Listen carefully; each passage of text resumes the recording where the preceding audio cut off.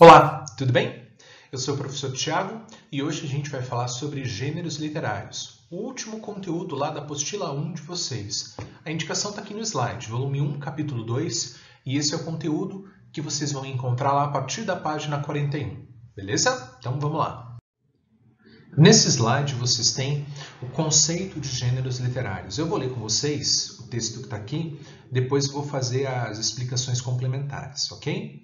Então, de forma bastante direta, é possível definir gênero literário como categoria, conjunto ou grupo de textos que apresentam características fundamentais comuns. Ou seja, dizer que um texto pertence a um determinado gênero ou que integra um gênero significa dizer de antemão que ele possui características que estão presentes também em outros textos da mesma categoria. Um exemplo. Quando eu digo que um texto ele pertence ao gênero lírico ou que ele é representativo do gênero lírico, eu estou dizendo que ele tem características que estão presentes também em outros textos da mesma categoria. Então, o que é um gênero? É um grupo de textos que mantém características comuns. Se eu digo que um texto ele representa o gênero dramático ou pertence ao gênero dramático, é porque ele tem características que estão presentes em outros textos que eu também coloco dentro desse mesmo pacote dos textos do gênero dramático, beleza? Fica mais fácil a gente pensar na definição de gênero se a gente fizer uma comparação aí com outras esferas da produção cultural. Por exemplo, a gente fala bastante em gêneros quando a gente fala de música, ok? Então tem a música pop, que é um grande gênero da música. Dentro da música pop, a gente tem alguns subgêneros. Sub não no sentido, gente, de que são menos representativos, mas é porque se enquadram, se encaixam dentro de um grupo maior, beleza? Eu vou dar um exemplo bem simples. Quando a gente fala de jazz, a gente está falando de um tipo de música que surgiu lá no início do século XX nos Estados Unidos e que tinha como característica principal a improvisação. Quando a gente fala de reggae, a gente fala de um tipo de música que surgiu provavelmente na Jamaica e que tem um conjunto de características que são facilmente identificáveis. Então tem um certo tipo de padrão instrumental, tem um certo tipo de letra, pode ser uma música instrumental ou não, enfim. Mas quando eu falo jazz, reggae, hip hop, rock, enfim, todas essas palavras, elas trazem consigo uma certa definição que indica um conjunto de características. Beleza? Então, com a literatura, é exatamente a mesma coisa. Tá bom? Bom, os gêneros literários, eles também são chamados de gêneros poéticos e tem uma razão para isso. Tá? O primeiro historiador da literatura, o primeiro teórico da literatura a se ocupar dos gêneros, a dividir a produção literária em gêneros, foi justamente Aristóteles, que é um pensador grego que viveu lá no século IV a.C., ok? E à época, literatura era sinônimo de produção em verso. A literatura era basicamente formada por poemas, ok? Então, por isso que os gêneros literários também são chamados de gêneros poéticos, mas a gente sabe que nem toda expressão literária é uma expressão em verso. Na aula anterior, a gente falou justamente sobre a diferença entre verso e prosa, ok? Mas à época lá de Aristóteles, no século IV a.C., as referências literárias eram todas escritas em verso, beleza? O primeiro gênero que a gente vai estudar é justamente o gênero lírico. Curiosamente, esse é o gênero ao qual Aristóteles dedicou menos atenção. Porque o gênero lírico ele era uma expressão menos madura do que outras expressões, como o gênero épico e o gênero dramático, que a gente vai estudar aí na sequência. Okay? O gênero lírico ele já existia, obviamente, na Grécia Antiga, mas ele conheceu o seu apogeu só lá no período do Renascimento, lá a partir do século XV, na Itália, principalmente. Ok? Beleza? Da onde vem esse nome gênero lírico? O gênero lírico recebe esse nome em referência a um instrumento chamado lira, que é um instrumento de cordas. Ele parece uma harpa, mas num formato reduzido. E esse instrumento ele era utilizado quando esses poemas eram declamados, tá? Na sua origem, gente, literatura é a palavra cantada, Quando a gente fala, por exemplo, na produção literária da Grécia Antiga, a gente está falando de textos que tinham sempre o acompanhamento musical, tá? E o instrumento que era utilizado para acompanhar a declamação desses poemas era justamente a lira, ok? Bom, basicamente, gente, o texto lírico ele é formado por poemas mais curtos, por que a gente diz que esses poemas são mais curtos? O próximo gênero que a gente vai estudar é o gênero épico, e ele também é formado por poemas, mas são poemas bastante longos. Só para vocês terem uma ideia, a epopeia, os Lusíadas de Camões, que são um exemplo do gênero épico, portanto, tem mais de 8.000 versos, tem 8.816 versos. Então, poemas, gente, com 15, 20, 30, 50 versos, eram poemas que se encaixavam no gênero lírico. Mas não é só a extensão que caracteriza um poema do gênero lírico.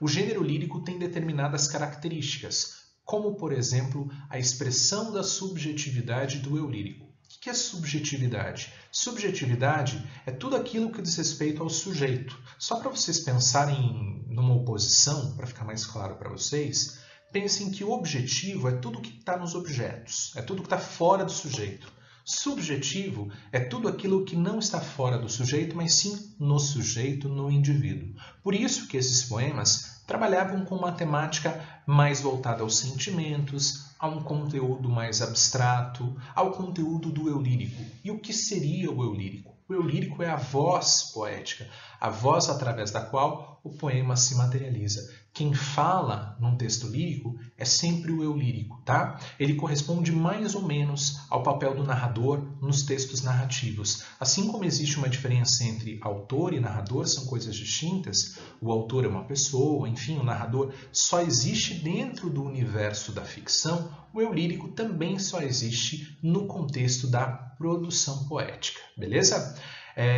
No próximo slide a gente tem um exemplo de um texto que corresponde às principais características do gênero lírico, ok? Vamos lá.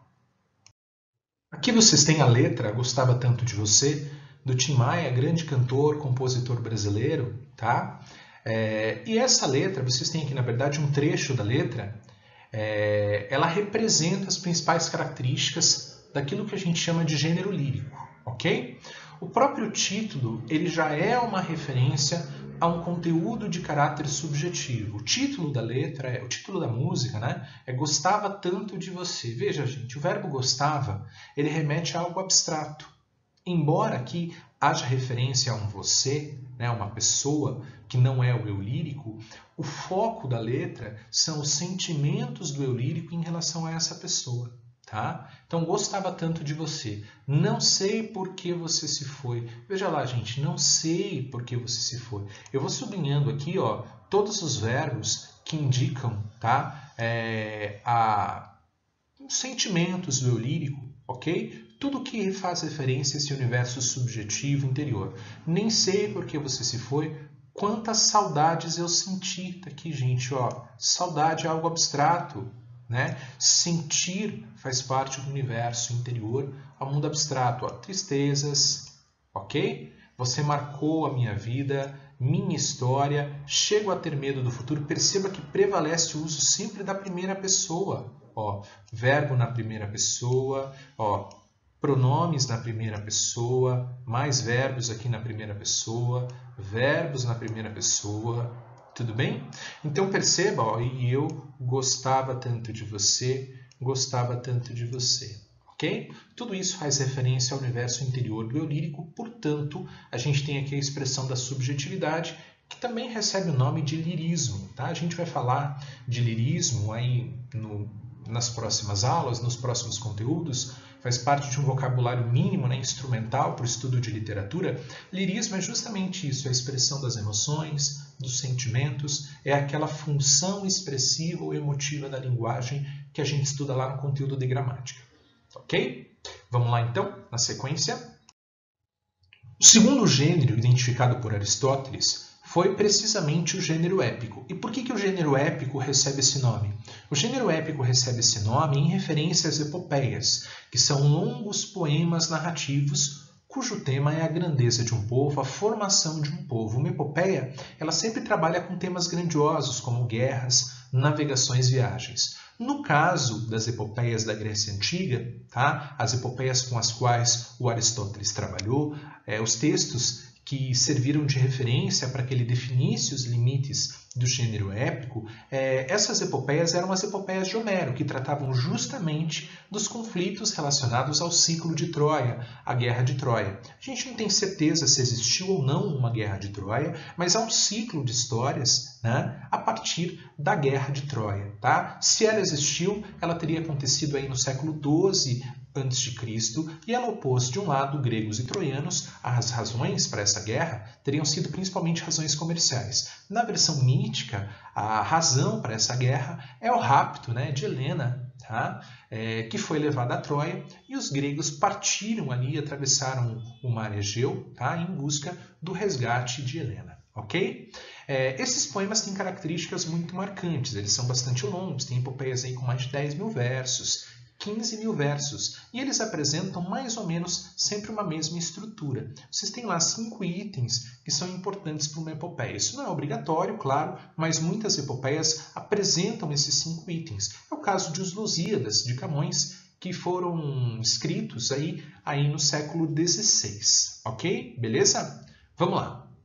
Tradicionalmente, a epopeia apresenta 5 partes, a saber, a proposição, que é quando o narrador apresenta o tema do poema, ok? É o tema sempre grandioso. A gente vai ver aqui em Os Lusíadas, por exemplo, que são as grandes navegações, a viagem de Vasco da Gama às Índias, a grandeza do povo português. Depois a invocação. A invocação é quando o poeta chama o auxílio das musas. As musas normalmente eram entidades relacionadas a rios, e elas tinham esse nome musas porque elas sopravam os versos, né, ao ouvido do poeta. Considerava-se que os poemas eram muito longos e dificilmente o poeta por si só lembraria do poema como um todo, por isso ele precisaria da ajuda das musas, por isso a invocação. No caso de Os Lusíadas, a gente tem a dedicatória, o texto é dedicado ao rei, El Rei Dom Sebastião, né? Depois a gente tem a narração, que é claramente a maior parte do poema, corresponde aí a praticamente 90% do texto, e por fim o epílogo. O epílogo, gente, é uma espécie de desfecho, uma conclusão em que o poeta faz uma avaliação dos fatos narrados. Beleza? No próximo slide a gente tem um exemplo de tudo isso. O que nós temos aqui são as primeiras 2 estrofes do poema Os Lusíadas, de Luís Vaz de Camões. Esse poema foi publicado pela primeira vez em 1572 e é a grande obra do classicismo português, aliás, a grande epopeia da modernidade. Beleza? Eu vou ler com vocês aqui, essas são as 2 primeiras estrofes. O poema ele tem uma estrutura bem rígida, ok? Ele tem 1.102 estrofes de 8 versos cada. A gente tem aqui as 2 primeiras estrofes, beleza? Então, o que abre o poema? As armas e os barões assinalados, que da ocidental praia lusitana, por mares nunca dantes navegados, passaram ainda além de Tropabana, em perigos e guerras esforçados, mais do que prometia a força humana, e entre gente remota edificaram um novo reino que tanto sublimar. Então aqui, gente, existe a proposição do tema, a apresentação do tema. O poema vai falar sobre as armas e os barões assinalados, os nobres portugueses que partiram da ocidental praia lusitana. Lusitana quer dizer portuguesa, né? Na versão aí de Os Lusíadas, os portugueses descendem do deus Luso, ok? Por mares nunca dantes navegados, porque foi um feito inédito. Há algum tempo os portugueses já tentavam atravessar ali o limite sul extremo do continente africano, o Cabo das Tormentas. Atravessaram, de fato, né? Em 1497 o Vasco da Gama chega às Índias. Passaram ainda além de Tropabana, em perigos e guerras esforçados, mais do que prometia a força humana, e entre gente remota, quer dizer, distante, edificaram, construíram um novo reino que tanto sublimaram. Tá? Mas veja que aqui a gente tem a continuação e também as memórias gloriosas daqueles reis que foram dilatando a fé, o império e as terras viciosas de África e Ásia andaram devastando. Então perceba que aqui, gente, é uma referência às viagens portuguesas, mas também ao passado, à memória de Portugal. Ok? O livro Os Lusíadas é uma grande homenagem ao povo português, à grandeza do povo português. Tudo bem? Então, tá aí, gente, um exemplo, né, de epopeia. Beleza? Então percebam que é um texto também formado em versos, mas ele já tem aqui um caráter narrativo. O narrador, ao contrário do o Eurírico está envolvido emocionalmente, né, com a matéria do poema, no gênero lírico. Aqui não, o narrador ele é um narrador que tem um caráter mais distante, ele é mais um observador. Tudo bem? Vamos lá na sequência? O terceiro gênero identificado por Aristóteles foi precisamente o gênero dramático. E é bem fácil identificar o gênero dramático. Os textos que pertencem ao gênero dramático são os textos teatrais, ok? Drama em grego, tem essa explicaçãozinha aí para vocês, mas a palavra drama em grego ela quer dizer ação. E por que o texto dramático recebe esse nome drama? Por que tem ação no texto dramático? Embora os textos teatrais eles tenham autonomia, você pode ler um texto teatral, eles também se prestam a outro fim, que é a encenação, a montagem teatral, não é isso? Por isso, gente, a palavra drama são textos que têm autonomia, mas servem para ser encenados. Tudo bem? A gente também usa a palavra drama fora desse contexto. A gente fala, olha, alguém lá está fazendo drama. Quer dizer, talvez esteja agindo como um ator, esteja exagerando, enfim, ok? Essa palavra drama, na sua origem, quer dizer ação, tem aí uma referência direta à atividade teatral. Beleza? O teatro era muito importante para a vida pública na Grécia Antiga. Beleza? Inclusive, havia os grandes festivais teatrais que envolviam a apresentação de peças de dois gêneros, né? Que eram as tragédias e as comédias. A gente não vai se alongar aqui, né, falando sobre tragédias e comédias, porque a gente vai voltar a esse conteúdo e vai falar especificamente sobre as características tanto da tragédia quanto da comédia. Aí a gente vai falar depois, né, em outras aulas aí, de alguns dos principais autores de um e outro gênero, tá bom? Eu queria mostrar para vocês agora, numa próxima imagem, o texto dramático, porque ele é um texto diferente, ele tem uma estrutura diferente, ele é facilmente identificável, ok? Vamos lá. Como exemplo de texto dramático, eu trouxe para vocês um trecho de uma peça do autor Ariano Suassuna chamada O Santo e a Porca, beleza? Eu queria que vocês olhassem aqui para o texto, tá?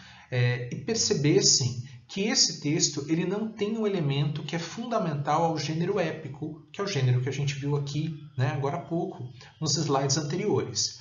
O gênero épico ele tem a presença de um elemento importante que é o narrador. Não há texto narrativo sem a figura de um narrador. Mas o texto dramático ele não tem o narrador como elemento fundamental. Você pode assistir uma peça de teatro que tenha lá uma narração, uma voz, né, coordenando as cenas, enfim.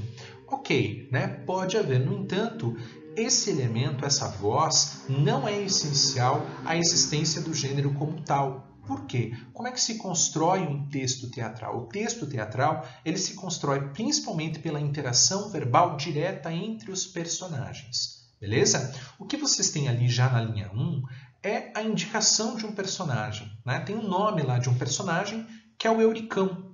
Tá? O Euricão que é o protagonista da peça. Olha. Caroba, olha a caranguejeira. Então, em algum contexto, numa determinada cena, com um cenário que já foi identificado, né, com um figurino que já foi identificado, enfim, o personagem Euricão diz Caroba. Está chamando aqui, é um vocativo, né, uma outra personagem. Caroba, olha a caranguejeira. E aí a Caroba responde, essa casa está cheia de bichos, seu Euricão. E aí o que acontece? Entra um terceiro personagem que é o Pinhão, todos eles identificados. O que forma aqui, gente, a cena é o discurso direto, é a interação verbal direta entre as personagens.